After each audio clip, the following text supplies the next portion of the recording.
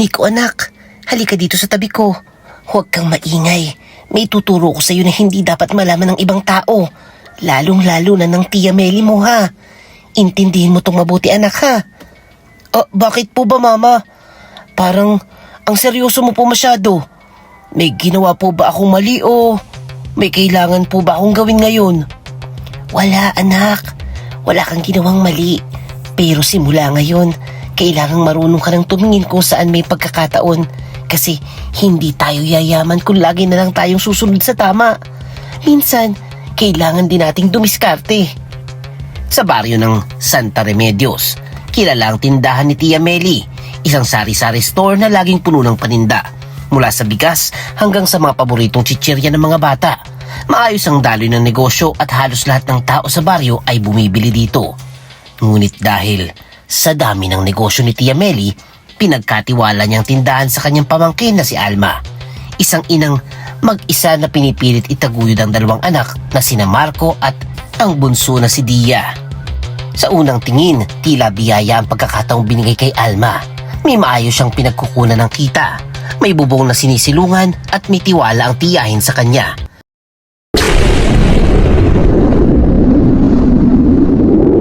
Kuya Bangis.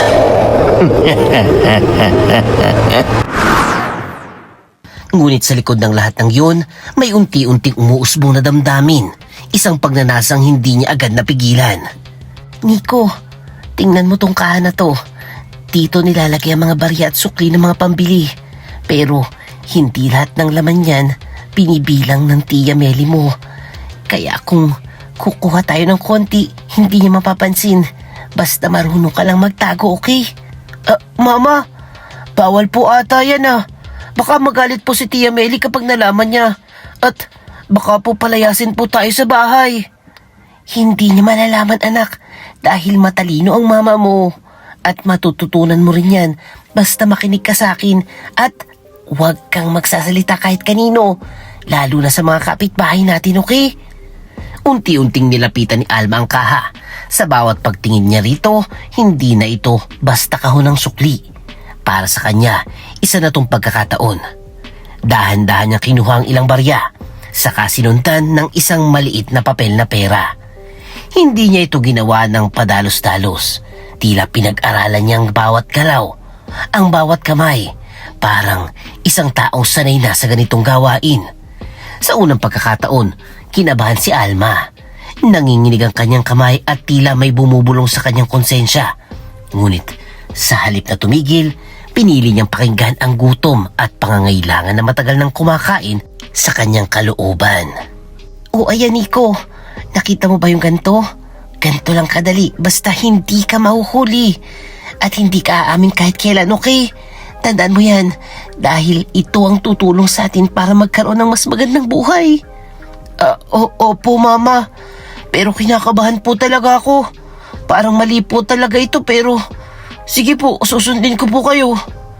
Huwag kang matakot anak, dahil ginagawa ko to para sa inyo ni Dia. Hindi sapat ang kinikita natin dito. Kailangan nating dumiskarte kung gusto natin ng umangat. Lumipas ang mga araw at naging madalas ang pagkuha ni Alma ng pera at paninda. Minsan chichirya, minsan barya, minsan mas malaki pa. Hindi niya namamalayan, unti-unti na rin niyang tinuturuan si Nico. Ito'y hindi lang kung paano kumuha, kundi kung paano itago ang kasalanan. Ang dating inosenteng bata ay nagsimulang matuto ng lihim na hindi dapat alam ng kanyang edad. At ang ina na dapat nagtuturo ng tama ay siya pang naging unang guro ng kasalanan. Nico, kunin mo na yung 2 tsokolate dyan sa likod, tapos ilagay mo sa bag mo. Huwag na huwag mong ililista, kasi hindi naman yan mapapansin ng Tia Meli mo. Ganito po ba mama? Ikukuha ko lang po tapos ilalagay ko sa bag ko nang hindi nakikita ng iba. Ganun lang po ba yun mama? Oo anak, tama ka at ganyan dapat, mabilis at walang alinlangan para hindi ka mahuli. Tandaan mo yan dahil mahalaga ang diskarte sa buhay natin.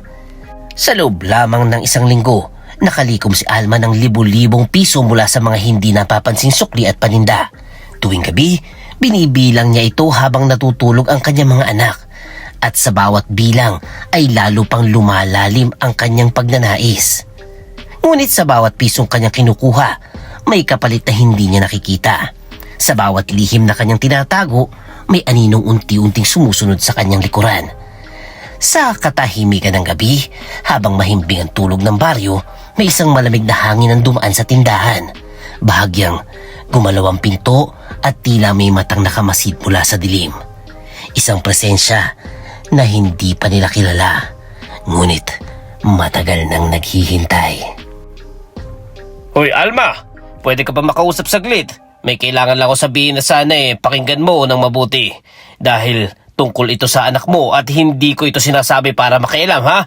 Ito yung kundi para makatulong lamang. O ano naman yun, Ramon? Maaga pa at marami pa akong aasikasuhin dito sa tindahan. Kung wala kang bibilhin, sana mamaya na lang.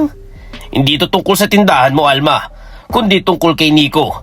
Nakita ko kasi yung CCTV sa kantina ng paaralan at malinaw na malinaw doon na pumasok siya sa loob at kumuha ng pera habang walang bantay. Ha? Sigurado ka ba sa sinasabi mo? Baka naman nagkakamali ka lang, Ramon. Bata yan si Nico. Hindi yan gagawa ng ganyan kung walang dahilan. Yun na nga ang punto ko, Alma. Bata pa siya natuto na siya ng mali. At kung hindi mo siya pipigilan ngayon, baka paglaki niya mas malala pang gawin niya, kaya sana pagsabihan mo na siya habang maaga pa. Saglit na natahimik si Alma. Hindi dahil nagulat siya, kundi dahil alam niya sa sarili niya kung saan nang gagaling ang ginagawa ng anak. Ang babala ni Ramon ay tila salamin na pinakita sa kanya ang sarili niyang kasalanan. Ngunit sa halip na tanggapin ito, mas pinili niyang itago ang katotohanan at baluktutin ang dahilan. Ramon, huwag mo kong pangunahan sa pagpapalaki ng anak ko. Alam kong ginagawa ko at hindi mo alam ang pinagdadaanan namin. Kaya huwag kang magmagaling dyan. Hindi naman ako nagmamagaling, Alma. Nag-aalala lang ako dahil nakikita ko kung saan ito papunta. At ayokong dumating ang araw na pagsisihan mo lahat. Ang dali mo magsalita, Ramon. Hindi mo naman nararanasan ang hirap na pinagdadaanan ko araw-araw. Kung alam mo lang kung gaano kahirap kumita ng pera, baka ikaw pa yung gumawa ng paraan para makaraos. Hindi dahilan ng hirap para gumawa ng mali, Alma. Dahil kapag sinanay mo ang sarili mo at ang anak mo sa ganito, mas lalong lalala ang sitwasyon. Hindi na sumagot si Alma. Tinalikuran niya si Ramon at nagpatuloy sa pag-aayos ng paninda. Tila ba walang narinig. Ngunit sa loob niya may kumukulo, hindi konsensya, kundi inis. Nang gabing yon, habang natutulog si Dia at tahimik ng paligid, muling tinawag ni Alma si Nico. Nico, lumapit ka dito. May sasabihin ako tungkol sa sinabi ni Ramon kanina. Huwag kang matakot dahil wala tayong ginagawang masama. Naintindihan mo ba ako, anak? Mama, totoo po ba na mali yung ginawa ko po sa school? Kasi sabi po ni teacher bawal daw kumuha ng hindi sa atin. Makinig ka sa akin, Nico. Hindi lahat ng sinasabi ng ibang tao ay tama. Ginagawa natin to dahil kailangan natin at hindi sapat ang binibigay sa atin. Kaya kung hindi tayo kikilos, tayo ang maghihirap. Pero mama, natatakot po ako. Baka mahuli ako at mapagalitan ako sa school. Ayoko pong mapahiya. Hindi ka mahuhuli. Kung marunong kang gumalaw at mag-isip, tandaan mo yan. At huwag mong ipapakita sa ibang ginagawa mo. Dahil sikreto lang natin to bilang mag-ina. Dahan-dahang nilabas ni Alma ang isang maliit na supot na may laman ng pera. Tingnan mo to, Nico. 3,000 na ang naiipon natin sa loob ng 1 linggo pa lamang. Dahil marunong tayong dumiskarte at hindi tayo nagpapalamon sa kahirapan. Ang dami po pala, Mama. Parang ang bilis po nating yumaman kung ganito lagi. Oo, Nico. At mas madadagdagan pa yan basta tuloy-tuloy lang tayo. At huwag kang makikinig sa mga taong gusto tayong pigilan. Sa bawat salitang binibitawan ni Alma, unti-unti niyang winawasak ang inosenteng isipan ng kanyang anak. Ang mali ay nagiging tama at ang kasalanan ay nagiging paraan. Kinabukasan, mas naging agresibo si Alma sa tindahan. Ay naku ate, 10 na po talaga yan. Tumaas na po kasi ang presyo ngayon kahit saan kayo magtanong Ganyan na talaga. Kahapon lamang bumili ako dito 6 na piso lamang ito. Ba't gano'n naman kalaki ang taas? Ganun po talaga, sir. Hindi naman po ako nagpe-presyo dyan. Kung ayaw nyo po okay lang. Marami naman pong bumibili dito Hindi na lamang pagnanakaw ang ginagawa ni Alma. Sinimulan niya ring manipulahin ang presyo. Samantalahin ang tiwala ng mga suki at gamitin ang tindahan bilang paraan ng mas mabilis na kita. Sa bawat araw na lumilipas, lalong lumalaki ang kinikita niya. Ngunit kasabay nito, lalong lumalalim ang kasalanan. Sa isang sulok ng tindahan, tahimik na nakaupo si Nico. Pinapanood ang ina habang nanlalamang sa kapwa. Unti-unti, nawawala ang takot sa kanyang mga mata. Napapalitan ito ng kakaibang curiosity, kasabikan. Ang batang minsang nagdalawang isip ay nagsimulang masanay at ang konsensya na minsang bumubulong ay tuluyan ng nanahimik. Ngunit sa likod ng kanilang kasaganaan, may isang matang patuloy na nakamasid. Hindi tao, kundi isang presensyang naghihintay ng tamang sandali. At sa bawat perang nadadagdag sa kanilang ipon, may kapalit na unti-unting maniningil. Nico, bilisan mo at mahuhulin tayo sa misa. Ayoko mapansin ng mga kapitbahay na wala tayo dahil baka kung ano na naman yung masabi ng mga yan tungkol sa atin. Opo, Mama. Pero bakit para pong kinakabahan ka po? Parang may iniisip ka simula pa kagabi. Hindi ka mapakali Wala yun, anak. Huwag ka na magtanong. Sumunod ka na lang at ayusin mo ang damit mo dahil nasa simbahan tayo mamaya, okay? Linggo ng umaga, maaliwalas ang baryo ng Santa Remedios. Punong-puno ang simbahan at abala mga tao sa pakikipagkwentuhan bago magsimula ang misa. Ngunit sa gitna ng ingay at kasiyahan, may isang presensyang kakaiba. Sa likod ng mga taong nakangiti at nagdarasal, may isang matang tahimik na nagmamasid. Malalim, malamig at tila may alam na hindi pa alam ng iba. Habang papasok si Alma sa loob ng simbahan, napansin niyang isang matandang babae na nakatayo sa gilid. Payat, gusgusin at tila hindi taga doon. Iha, pwedeng makahingi ng kaunting bigas? Kahit isang tasa lamang. Gutom na ako. Ilang araw na akong walang makain. Tulungan mo naman ako. Ha? Bigas po? Ba't ako lalapitan mo? Hindi ka ba marunong maghanap ng trabaho? Puro ka yata hingi. Hindi ka na nahiya. Iha, hindi ako namamalimos para magpakasasa. Humihingi lamang ako ng kaunti dahil kailangan ko at alam kong may kakayahan kang tumulong kahit kaunti lamang. Aba, matapang ka pa ha. Wala akong pakialam sa'yo, nanay. At lalong wala akong ibibigay. Kaya umalis ka na dyan. At huwag mo kong istorbohin. Napatingin ang ilang tao sa paligid. Ngunit sa halip na mahiya, lalo pang tinaasan ni Alma ang kanyang boses. Kung gusto mong kumain, magtrabaho ka. Hindi yung nandito ka at nangihingi parang wala kang magawa sa buhay ha. Tahimik na tumingin ang matandang si Andeng kay Alma. Hindi ito galit, hindi rin nagmamakaawa, kundi parang may mas malalim na iniisip. Iha, tandaan mo ang taong may kinikimkim na hindi sa kanya ay hindi kailanman magiging payapa. At darating ang araw na ang mismong laman ng kanyang katawan ang sisira sa kanya. Ano pa yung pinagsasabi mo, matanda ka? Kung ano-ano lumalabas sa bibig mo, Manang. Umalis ka na nga dito. Lumapit si Manang Andeng, bahagyang yumuko at bumulong sa tenga ni Alma. Ang pawis mo ang magiging simula. Ang dugo mo magiging kapalit. At ang kasalanan mo ang kakain sa'yo mula sa loob. Biglang nanlamig ang batok ni Alma. Ngunit agad niya itong binaliwala at pumasok sa simbahan. Sa sandaling yun, may isang bagay na nagsimulang gumalaw, hindi sa paligid, kundi sa loob mismo ng kanyang katawan. Kinagabihan, habang tahimik ang bahay at natutulog na ang mga bata, nagising si Alma sa kakaibang pakiramdam. Ano to? Ba't parang ang lamig ng katawan ko ngayon? Pero pinagpapawisan ako. Bakit? Ano to nararamdaman ko? Hindi to normal. Parang may mali sa akin. Unti-unting tumulo ang malamig na pawis sa kanyang noo, pababa sa kanyang leeg, hanggang sa kanyang likod. Ngunit hindi ito ordinaryong pawis. May kasamang amoy. Isang napakabahong amoy na tila bulok na karne. Ano to? Ano amoy na to? Parang may patay sa loob ng bahay. Ba't ganito? Hindi ko kaya yung ganito. Napamulat si Nico mula sa kanyang hinihigaan. Mama, ano po yung amoy na yun? Parang nabubulok. Natatakot po ako. Ang sakit sa ilong po eh. Huwag kang lalapit dito, Nico. Matulog ka na lang at huwag mo kong gagalawin dahil hindi ko maintindihan kung anong nangyayari sa katawan ko. Biglang sumakit ang kanyang tiyan. Parang gumalaw sa loob. Mabigat, mainit at unti-unting kumakapit.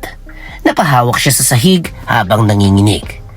Sa bawat segundo, mas lumalala ang pakiramdam. Ang kanyang dugo ay tila lumalapot. Ang kanyang laman ay parang unti-unting nabubulok mula sa loob.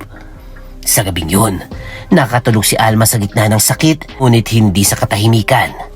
Nakakita siya ng mga itim na paru-paro. Daan-daan, libo-libo, lumilipad, umiikot at unti-unting dumadapo sa kanyang katawan. Ano to? Lumayo kayo! Huwag niyo ko lapitan! Parang may ginagawa kayo sa balat ko. Aray ko! Hindi ko kaya to! Tulungan niyo ako! Ngunit sa halip na umalis, dumikit ang mga paru-paro sa kanyang balat at tila sumisip-sip. May mga kinukuha, parang may kinakain. Nagising si Alma na hingal na hingal. Kinabukasan, halos hindi na siya makatayo. Dahil sa takot, agad siyang nagpunta kay Mang Ignacio. Umupo ka muna, iha. At huwag kang matakot. Sabihin mo sa akin kung ano nangyari sa iyo. Dahil hindi ka basta-basta magkakaganyan kung walang dahilan, ano? Mang Ignacio, hindi ko na kaya. Grabe yung nangyayari sa katawan ko. May amoy na lumalabas sa pawis ko at parang gumagalaw sa loob ko.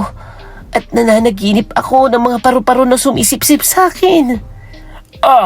Alma, makinig ka sa aking mabuti. Dahil ang mga sintomas na iyan ay hindi pangkaraniwan at malaki ang posibilidad na ikaw ay nakulam. Ako? Nakulam? Pero, ba't naman ako? Wala naman akong ginagawang masama sa iba.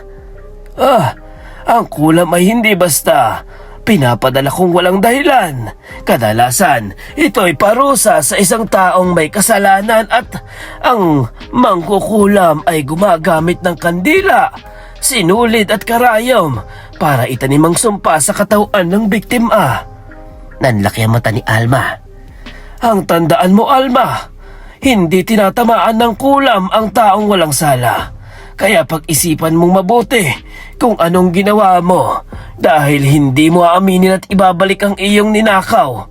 Unti-unting lalasunin ang dugo mo at mas lalalim ang sumpa hanggang sa hindi ka na kayang matulungan.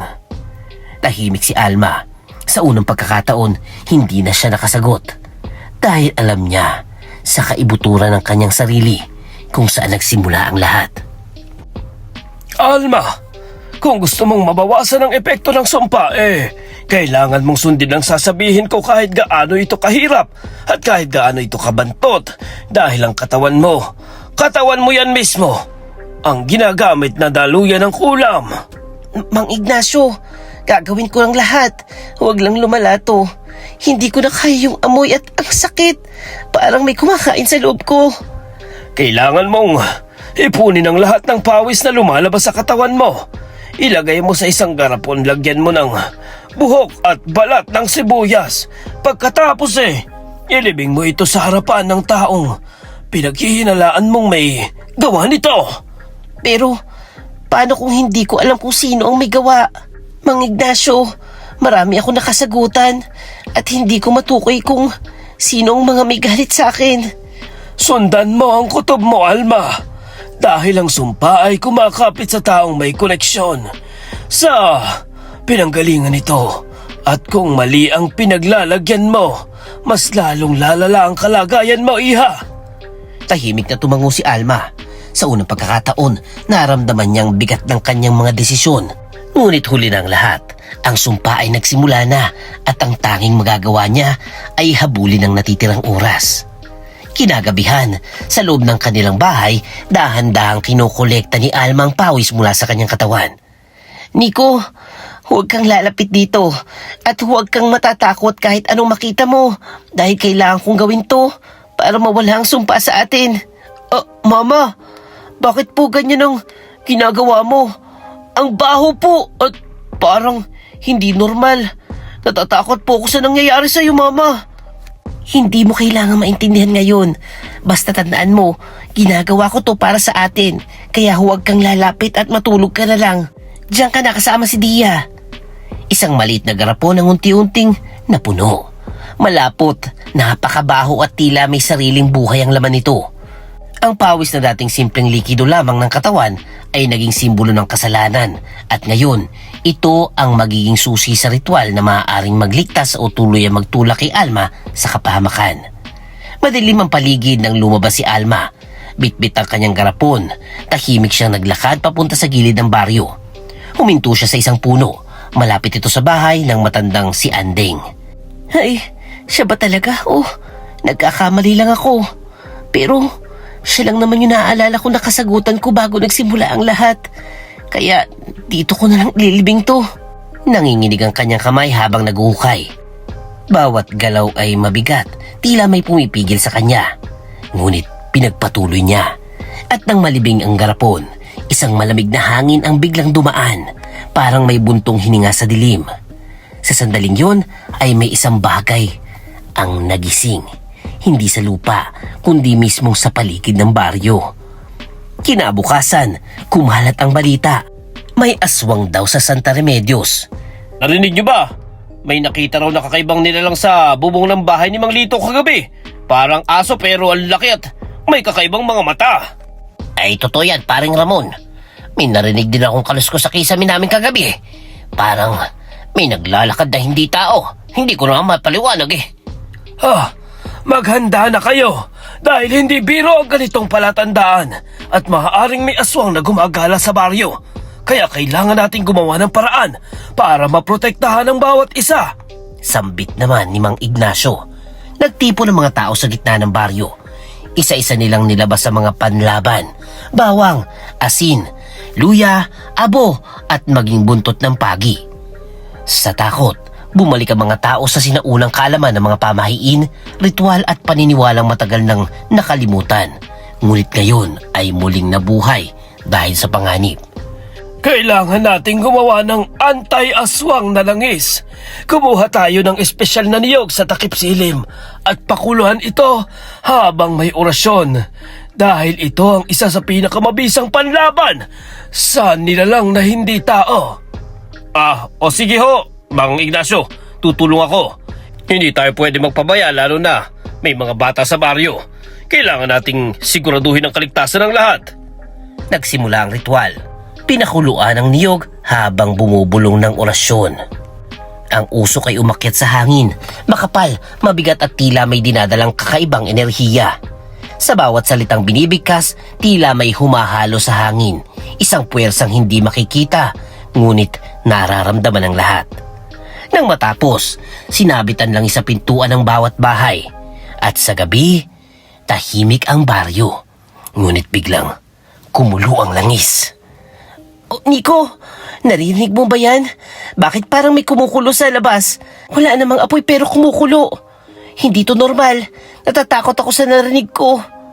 Mama, natatakot po ako. Parang may gumagalaw sa bubong natin. May narinig po akong parang humihinga sa taas. Biglang umalingasaw ang hangin at kasabay nito, isang mahinang tunog sa bubong. Dahan-dahan, kumakapang. Ang sumpa ay hindi lamang nasa katawan ni Alma. Ito'y lumawak at ngayon, buong baryo na ang nadamay. Mama, gumising ka! Mama, narinig ko yung kalos ko sa bubong. Parang may gumagapang na naman po pero hindi naman pusa. Hindi talaga normal. Nakakatakot po, Mama. Nico, huminga ka ng malalim. Huminga ka dyan at huwag kang sisigaw. Baka nag-iisip ka lang pero sandali. Bakit parang may tunog nga sa taas? Hindi naman to hangin. Mama, tumingin po ako sa siwang kanina at may nakita akong itim na parang aso. Pero ang mata niya parang tao. Nakatingin siya sa akin. Hindi ako nagkakamali dito. Nico anak, huwag kang gagalaw at lumapit ka dito sa akin. Dahil mukhang totoo ang sinasabi ng mga tao na may aswang sa baryo natin. Sa gabing yun, hindi natakot lamang ang bumalot sa kanilang bahay, kundi isang presensyang malinaw na naghahanap ng pagkakataon. Mabagal ang galaw sa bubong. Parang may sinusundan. Parang may inaamoy.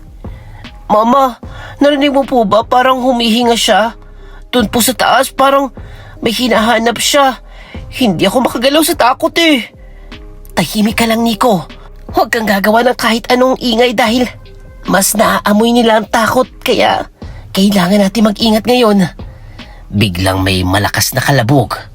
Bumigay ang isang bahagi ng bubong at sa madilim na siwang sumilip ang dalawang matang mapula. Hindi na ito haka-haka, hindi na ito kwento. Ang kinakatakutan nila ay nasa itaas na mismo ng kanilang ulo. Mama, nandun po siya nakatingin sa taas. Iligtas mo po kami, Mama. Natatakot po ako. Ayoko pang mamatay. Hindi kita papabayaan, anak. Kahit anong mangyari, dito ka lang.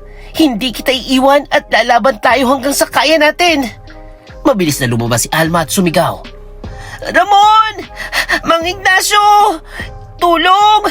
May aswang po dito sa bubong namin. Hindi na to biro. Kailangan namin ng tulong nyo ngayon na. Ilang sandali lamang nagdatingan ng mga kalalakihan.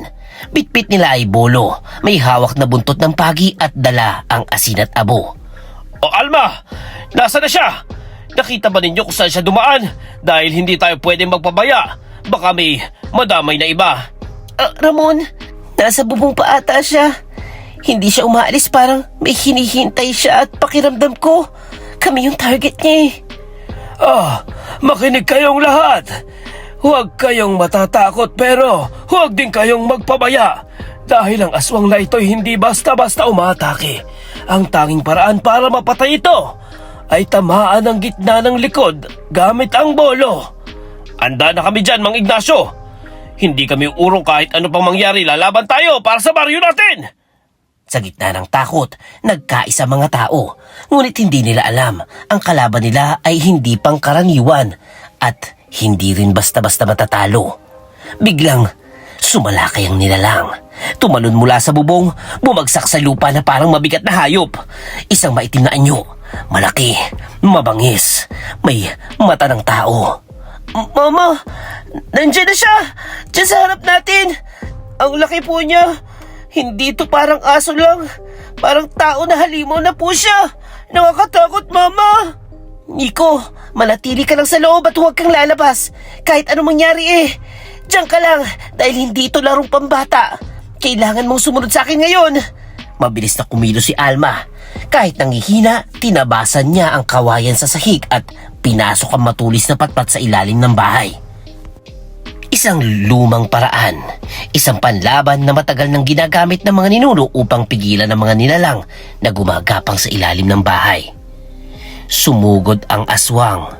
Sinipa ang hagdan, bumaligtad ito at bumagsak sa lupa. Ngunit bigla itong napatras.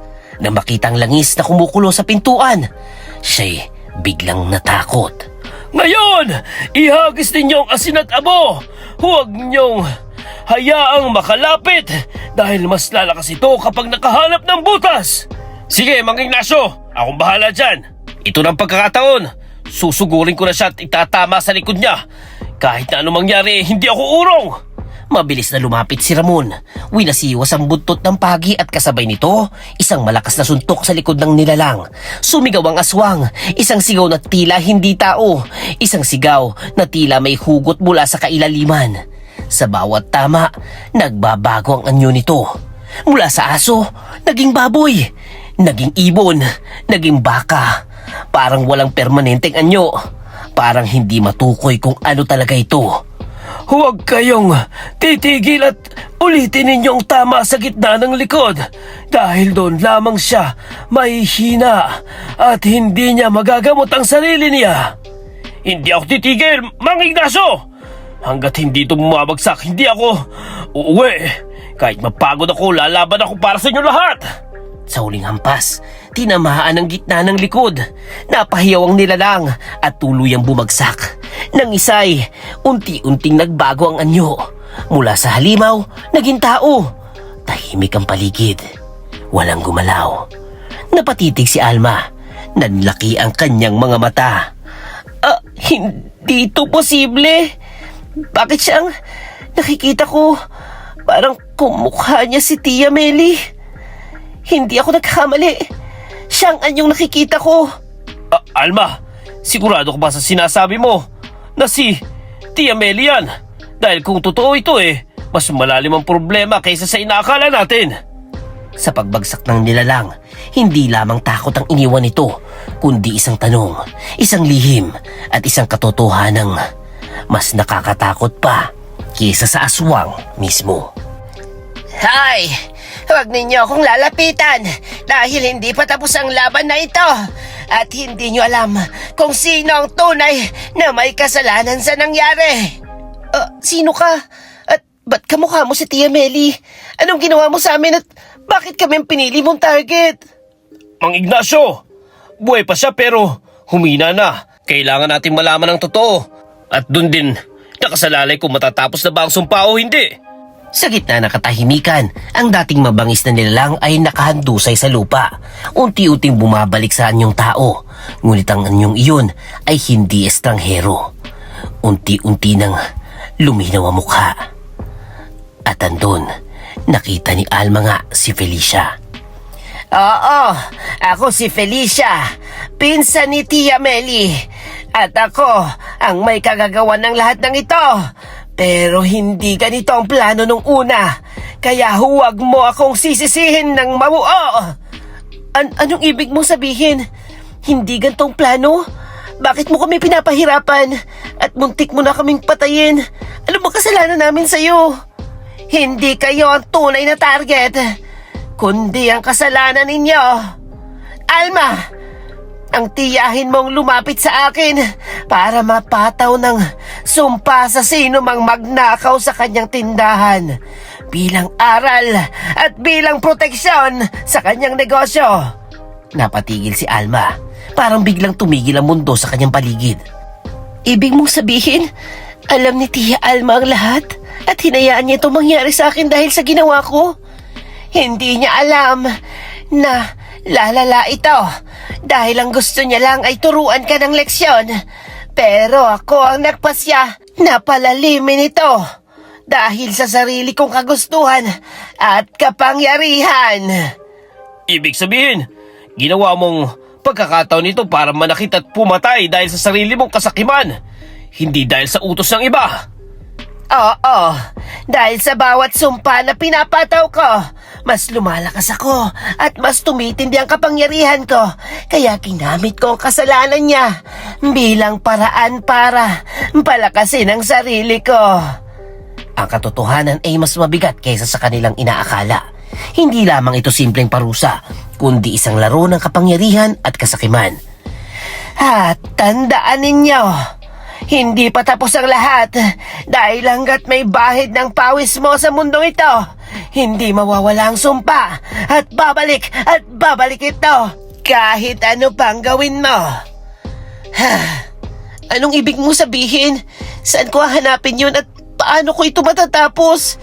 Hindi ko na kayang maranasan ito ulit. Hanapin mo ang tinatago mong kasalanan dahil yun mismo ang magpapatuloy sa sumpa. At kung hindi mo ito aharapin, hindi lamang ikaw magdurusa, kundi pati ang mga anak mo. Pagkasabi nito, tuluyan ang nawalan ng hininga si Felicia. Tahimik ang paligid, walang gumalaw.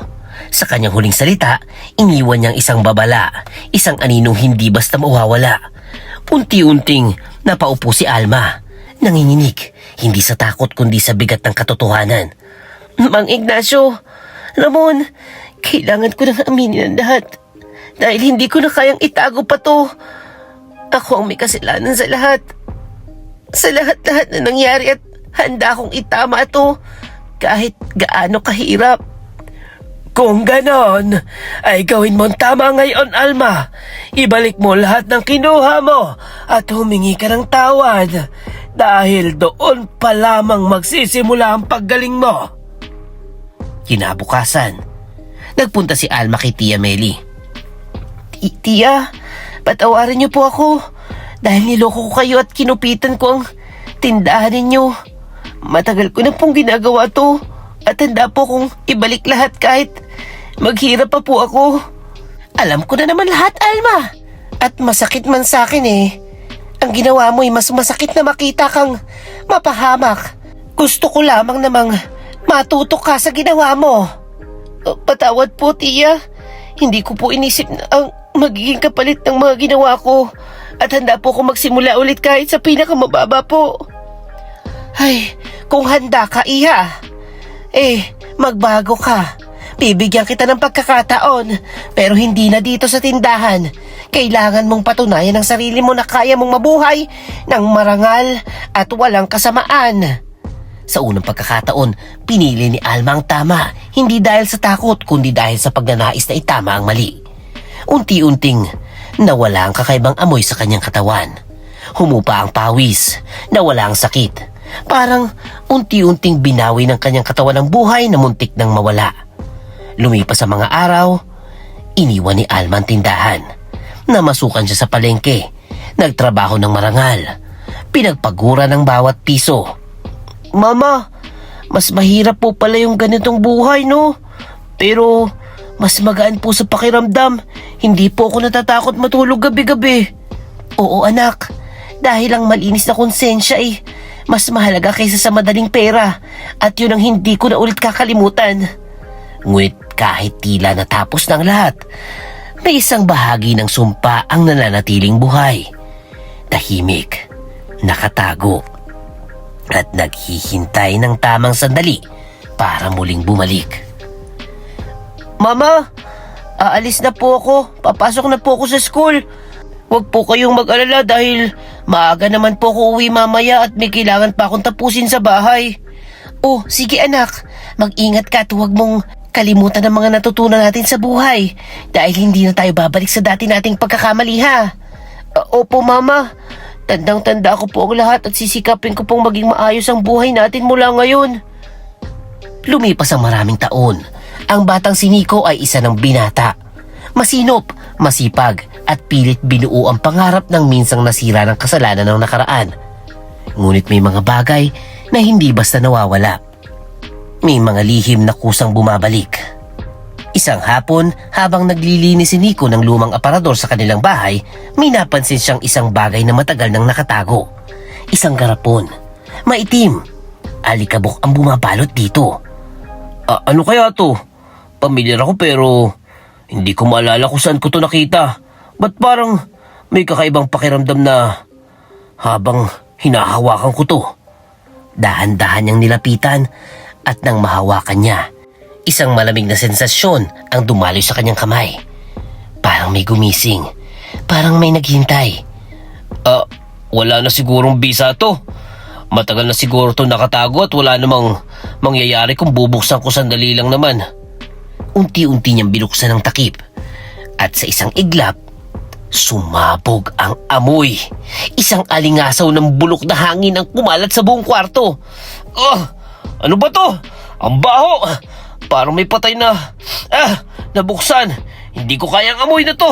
Parang may mali Biglang may gumalaw sa loob ng garapon. Maliit, umiikot.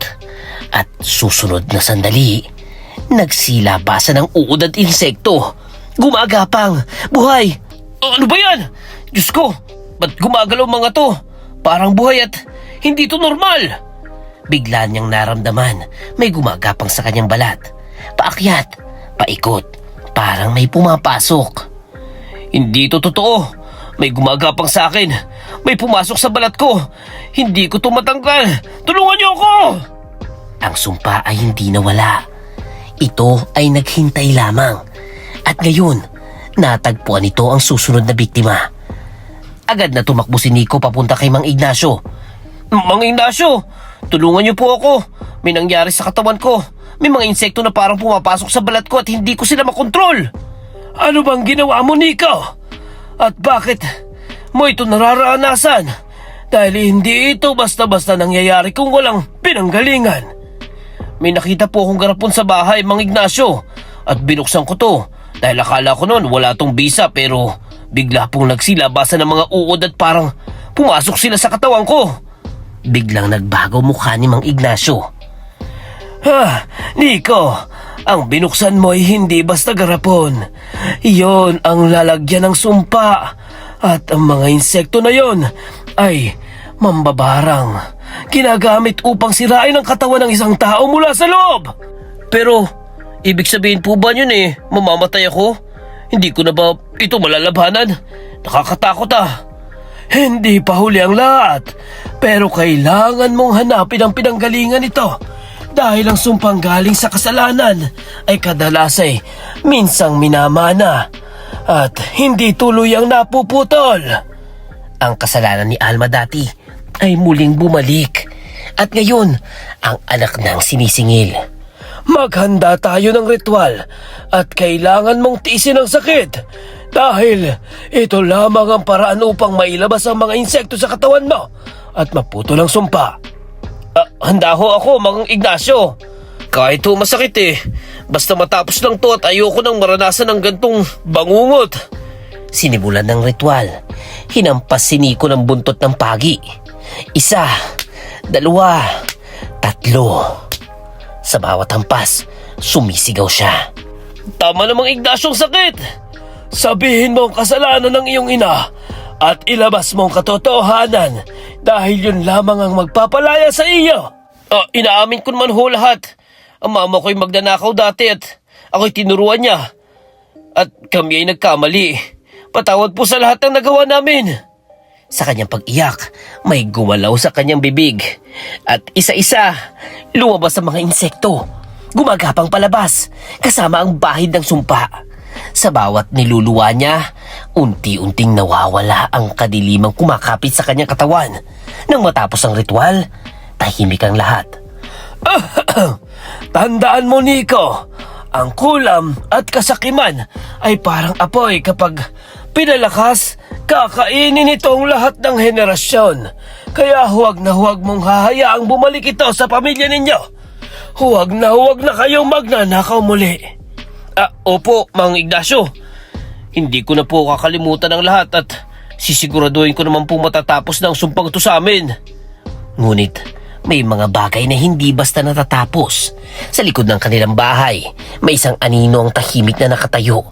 Isang batang babae, may hawak na garapon, kumukulo at nakatingin direkta sa kanila. Ang sumpa ay hindi pa tapos. Wakas. Huwag mong akalain na ang maliit na kasalanan ay nawawala kapag hindi nahuli. Dahil sa mundo ng kulam at dilim, ang bawat lihim ay may sariling buhay at naghihintay lamang ito ng tamang panahon para maningil. Ang pagnanakaw at kasakiman ay hindi lang nag-iiwan ng bakas sa budhi. Kumakapit ito sa laman, dumadaloy sa dugo at maaaring manirahan sa iyong pamilya nang hindi mo namamalayan. At ang pinaka nakakatakot, hindi ikaw ang huling babayaran ng kasalanan mo, kundi ang mahal mo sa buhay na walang kaalam-alam sa dilim na iniwan mo. Dahil ang sumpa, hindi natatapos. Pinapasa lamang. At yan ang story natin for today. Kung nagustuhan ninyo, please comment. Awit wiw! At kung meron kayong real life stories na nakakatakot na gustong mai-feature sa ating channel, Please comment your email. At syempre, huwag kalimutang mag-like, mag-share, mag-comment at mag-subscribe na kay Kuya Bangis.